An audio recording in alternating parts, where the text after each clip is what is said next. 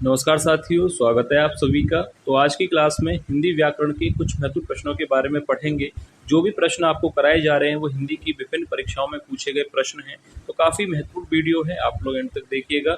और जो भी विद्यार्थी पहली बार क्लास ले रहे हैं, चैनल को सब्सक्राइब जरूर कर लें, क्योंकि इसी तरह के महत्वपूर्ण प्रश्न चैनल पर डेली कराए जा रहे हैं। तो आप लोग अपनी तैयारी के लिए चैनल से जुड़ सकते हैं। तो चलिए वीडियो को शुरू करते हैं और देखते हैं पहला प्रश्न। तो देखिए, पहला प्रश्न है, क्षणिक का विलोम शब्द होगा। ऑप्शंस दिए गए हैं, दुर्गम, बी शाश्वत, सी अक्षणिक या ऑप्शन डी विक्षणिक। यह प्रश्न परीक्षा में पूछा गया था कि क्षणिक का विलोम शब्द क्या होगा। तो राइट आंसर आपको याद रखना है, ऑप्शन बी यहाँ पर राइट होगा, शाश्वत। क्षणिक का अर्थ होता है पल भर के लिए या क्षण भर के लिए, और शाश्वत का अर्थ होता है सदैव या हमेशा के लिए। तो यहाँ पर क्षणिक का विलोम होगा शाश्वत, ऑप्शन बी राइट आंसर होगा। नेक्स्ट क्वेश्चन है, जो प्रमाण से सिद्ध ना हो सके के लिए एक शब्द क्या होगा। ऑप्शंस दिए गए हैं, अप्रमाणित, बी अपरिमित, सी अनप्रमाणित या ऑप्शन डी अप्रमेय। तो जो प्रमाण से सिद्ध ना हो सके कहा जाता है अप्रमेय। परीक्षा में पूछा गया था कि जो प्रमाण से सिद्ध ना हो सके के लिए एक शब्द क्या होगा, तो अप्रमेय राइट आंसर होगा। अगर प्रश्न होता कि जो प्रमाण से सिद्ध हो सके तो एक शब्द होता प्रमेय। याद रखिए, जो प्रमाण से सिद्ध ना हो सके अप्रमेय, और जो प्रमाण से सिद्ध हो सके वह होता है प्रमेय। दोनों याद रखिएगा, परीक्षा में पूछे जाते हैं। नेक्स्ट क्वेश्चन है, जिसकी कोई उपमा ना दी जा सके कहा जाता है, यानी इसके लिए एक शब्द क्या होगा, उपमेय, उपमान, अनुपम या अनुपमा। तो देखिए, अनुपम का अर्थ होता है जिसकी कोई उपमा ना हो या जिसकी कोई उपमा ना दी जा सके, उसे कहा जाता है अनुपम। ऑप्शन सी यहाँ पर राइट आंसर हो जाएगा।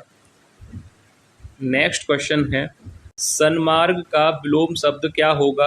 सहज मार्ग, सुमार्ग, अमार्ग या ऑप्शन डी कुमार्ग। तो देखिए, सन्मार्ग का विलोम क्या होगा, परीक्षा में पूछा गया था, तो आपको याद रखना है ऑप्शन डी कुमार्ग। सन्मार्ग का विलोम होता है कुमार्ग। नेक्स्ट क्वेश्चन है, श्रेयस का पर्यायवाची शब्द है। ऑप्शंस दिए गए हैं, उत्पातु, सुकीर्ति, ऑप्शन सी अपकीर्ति या ऑप्शन डी सृजन। तो श्रेयस का पर्यायवाची शब्द क्या होगा, तो यहाँ पर विकल्प बी बिल्कुल सही हो जाएगा, सुकीर्ति। श्रेयस का पर्यायवाची शब्द होता है सुकीर्ति, कीर्ति, यश। याद रखिएगा, ये सब पर्यायवाची होते हैं श्रेयस के। नेक्स्ट क्वेश्चन है, वर्तिका का तद्भव शब्द क्या होगा। परीक्षा में पूछा गया था कि वर्तिका का तद्भव शब्द क्या होगा, मात्रक, 32, बाट या बत्ती। तो देखिए, वर्तिका का अर्थ क्या होता है, वर्तिका का अर्थ होता है दीपक की बाती। ठीक है, वर्तिका का अर्थ होता है दीपक की बाती। तो विकल्प यहाँ पर क्या होगा, ऑप्शन डी यहाँ पर सही हो जाएगा, ऑप्शन डी यानी बत्ती। याद रखिएगा, वर्तिका तत्सम शब्द है और तद्भव होगा इसका बत्ती। नेक्स्ट क्वेश्चन है, गजवदन का पर्यायवाची शब्द है। ऑप्शन ए गर्जन, बी गणपति, सी मेघनाथ या ऑप्शन डी विष्णु। गजवदन का पर्यायवाची शब्द है। तो देखिए, सरल प्रश्न है, ऑप्शन बी यहाँ पर राइट हो जाएगा, गणपति। गणपति का पर्यायवाची शब्द है गजवदन। तो याद रखिएगा, ऑप्शन बी राइट आंसर होगा। नेक्स्ट क्वेश्चन है, जिस स्त्री का पुत्र और पति ना हो के लिए एक शब्द क्या होगा, अबला या अकेल्या, अविरा या विधवा। तो आपको बताना है कि जिस स्त्री का पुत्र और पति ना हो के लिए एक शब्द क्या होना चाहिए। तो देखिए, याद रखिए, परीक्षा वाला ही प्रश्न है, ऑप्शन सी यहाँ पर हो जाएगा, अविरा। क्योंकि अविरा का अर्थ ही यही है कि जिस स्त्री का पुत्र और पति ना हो के लिए एक शब्द अविरा होता है। तो ऑप्शन सी राइट आंसर हो जाएगा। नेक्स्ट क्वेश्चन है, परेवा का तत्सम रूप है। ऑप्शन ए परवा, बी परेवा, सी प्रतिपदा या ऑप्शन डी पड़ेवा। देखिए, परेवा तद्भव है और इसका तत्सम होता है प्रतिपदा। ऑप्शन सी यहाँ पर राइट आंसर हो जाएगा। परेवा का तत्सम होगा प्रतिपदा, ना कि पड़ेवा। ऑप्शन डी गलत है। आप ऑप्शन डी अगर टिक कर रहे हैं, सोच रहे हैं, तो गलत है। परेवा का तत्सम रूप होगा प्रतिपदा। नेक्स्ट क्वेश्चन है, वसुंधरा का पर्यायवाची शब्द होगा। Option A Ratnakar, B Kaladhar, सी क्षिति या ऑप्शन डी दिनकर। तो देखिए, वसुंधरा किसका पर्यायवाची होता है? पृथ्वी का। और पृथ्वी के पर्यायवाची काफ़ी हैं, जिसमें सबसे ज़्यादा पूछा जाता है अचला, भूमि, धरा। ये सब जो पर्यायवाची हैं वो वसुंधरा यानी पृथ्वी के हैं। तो यहाँ पर भी क्या पर्यायवाची होगा? तो देखिए ऑप्शन सी यहाँ पर सही हो जाएगा, क्षिति। क्षिति भी किसका होता है? पृथ्वी का। ये सब पर्यायवाची पृथ्वी के हैं। वसुंधरा, रत्नगर्भा, क्षिति, अचला और भूमि, धरा काफ़ी पर्यायवाची हैं, आप लोग याद कर लीजिएगा। पर यहाँ पर ऑप्शन सी राइट होगा, क्षिति। क्षिति का अर्थ भी होता है पृथ्वी। तो नेक्स्ट क्वेश्चन है, निम्न में शुद्ध वाक्य कौन सा है? ऑप्शन ए युद्ध लड़ा जा रहा है, या ऑप्शन बी युद्ध किया जा रहा है, या ऑप्शन सी युद्ध हो रहा है, या ऑप्शन डी युद्ध मचाया जा रहा है। और ये जो प्रश्न आते हैं ना, यहीं पर नंबर गलत होते हैं, क्योंकि यहाँ पर इनको सही करना थोड़ा कठिन पड़ता है। ये तो फिर भी सरल है, मैंने देखे हैं काफ़ी प्रश्न होते हैं जो नंबर कट जाते हैं। तो यहाँ पर ध्यान से देखिएगा कि शुद्ध वाक्य कौन सा है। तो ऑप्शन देखिए, यहाँ पर युद्ध लड़ा जा रहा है, युद्ध किया जा रहा है, ये दोनों ही गलत हैं। तो शुद्ध वाक्य यहाँ पर होगा युद्ध हो रहा है। ऑप्शन सी यहाँ पर सही हो जाएगा, ना कि लड़ा जा रहा है, ना ही किया जा रहा है, और मचाया जा रहा तो बिल्कुल गलत है। तो ऑप्शन सी सही होगा, युद्ध हो रहा है। वर्तनी के हिसाब से हमें देखना होता है कि वाक्य कौन सा शुद्ध है। तो युद्ध हो रहा है, ऑप्शन सी बिल्कुल सही होगा। नेक्स्ट क्वेश्चन है, निम्न में से तत्सम शब्द कौन सा है? ऑप्शन ए रैन, बी रस्सी, सी सरसों, या ऑप्शन डी साटिका। तो देखिए तत्सम शब्द अर्थात संस्कृत का शब्द, तो यहाँ पर क्या होगा राइट आंसर? ऑप्शन डी साटिका तत्सम होगा। अब इसका तद्भव भी तो होगा, तो साटिका का तद्भव क्या होता है? साड़ी। याद रखिएगा, साटिका तत्सम शब्द है और साड़ी तद्भव शब्द। सूक्ष्म का विलोम शब्द है। ऑप्शन ए स्थूल, बी बारीक, सी छेड़, या ऑप्शन डी पतला। यह प्रश्न काफी बार पूछा जाता है, तो अच्छी तरह से इसका आंसर देख लीजिएगा। सूक्ष्म का विलोम होता है स्थूल। ऑप्शन पहला ही यहाँ पर सही हो जाएगा, सूक्ष्म का विलोम होगा स्थूल। नेक्स्ट क्वेश्चन है, रुधिर का पर्यायवाची शब्द होगा। ऑप्शन ए खग, बी अर्कजा, सी रक्त, या ऑप्शन डी नेत्र। तो सरल प्रश्न है, रुधिर का पर्यायवाची शब्द होगा ऑप्शन सी रक्त। ऑप्शन सी यहाँ पर राइट आंसर हो जाएगा, रुधिर का पर्यायवाची होगा रक्त। नेक्स्ट क्वेश्चन है, जो कम खर्च करता हो के लिए एक शब्द क्या होगा? कंजूस, या मक्खी चूस, या लोभी, या मितव्ययी। क्या कहा जाएगा जो कम खर्च करता हो? तो इसके लिए एक शब्द याद रखिएगा, ऑप्शन डी होगा मितव्ययी। कम खर्च करने वाले को मितव्ययी कहा जाता है, ना कि कंजूस। ऑप्शन डी यहाँ पर राइट आंसर हो जाएगा। दूध का पर्यायवाची शब्द होगा। ऑप्शन ए सुधा, बी अमीय, सी पीयूष, या ऑप्शन डी घन। तो यहाँ पर राइट आंसर क्या होगा? दूध का पर्यायवाची शब्द क्या होना चाहिए? सुधा, अमीय और घन। ये तीनों ही गलत हैं, सही होगा पीयूष। दूध का पर्यायवाची शब्द होता है पीयूष। याद रखिएगा, ये भी एग्जाम में आया था प्रश्न, दूध का पर्यायवाची शब्द क्या है? तो राइट आंसर याद रखना है आपको, सी पीयूष। नेक्स्ट क्वेश्चन है, निम्न में शुद्ध वाक्य कौन सा है?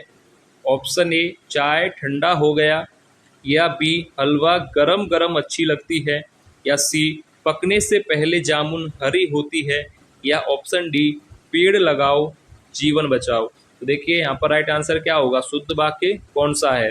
तो ऑप्शन डी सरल प्रश्न है, हो जाएगा यहाँ पर कि पेड़ लगाओ जीवन बचाओ। तो यहाँ पर ऑप्शन डी राइट आंसर हो जाएगा। नेक्स्ट क्वेश्चन है, हर्ष का विलोम शब्द है। ऑप्शन ए खुशी, बी विषाद, सी उल्लास, या डी आनंद। तो हर्ष का विलोम सरल प्रश्न है, ऑप्शन बी हो जाएगा विषाद। हर्ष का विलोम होता है विषाद। याद रखिए, हर्ष का विलोम होगा विषाद। नेक्स्ट क्वेश्चन है, कपित्थ का तद्भव शब्द क्या है? ऑप्शन ए कपूर, बी कैथा, सी केला, या डी खजूर।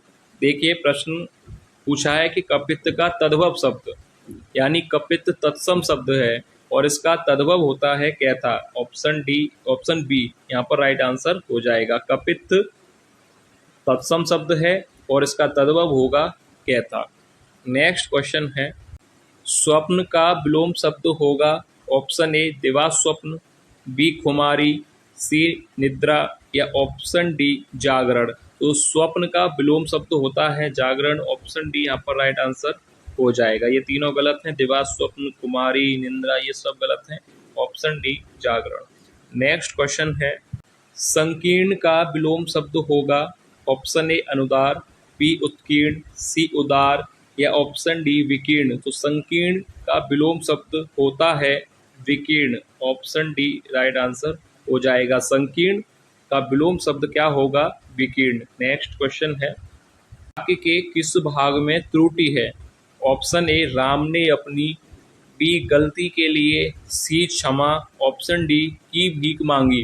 तो वाक्य को पहले पूरा पढ़ते हैं कि राम ने अपनी गलती के लिए क्षमा की भीख मांगी।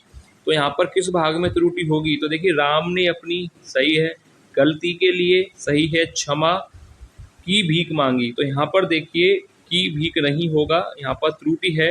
वाक्य होना चाहिए कि राम ने अपनी गलती के लिए क्षमा मांगी।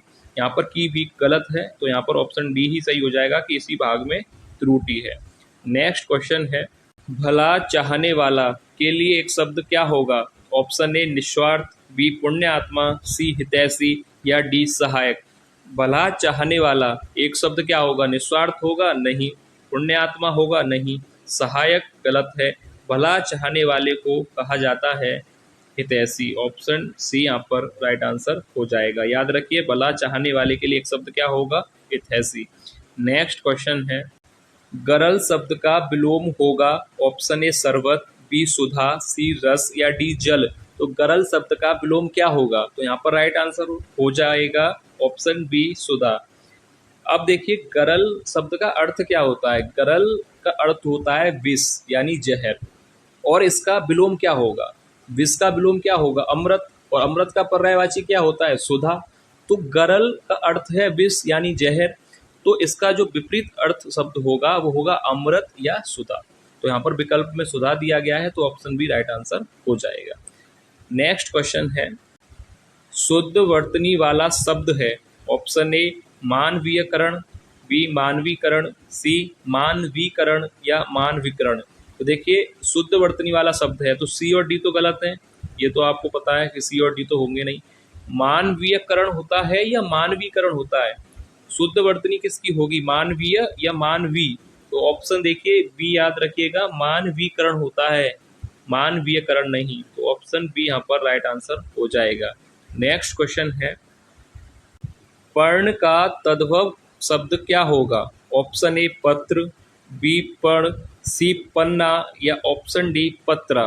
तो ये है वीडियो का लास्ट प्रश्न, और हर वीडियो में एक प्रश्न आपको दिया जाता है। तो आज का यह प्रश्न आपको करना है, बताइएगा कि पर्ण शब्द का तद्भव क्या होगा। ये एक टेस्ट प्रश्न समझिए, और जो भी राइट आंसर हो आप लोग कमेंट करके बताइएगा कि पर्ण का तद्भव शब्द क्या होगा।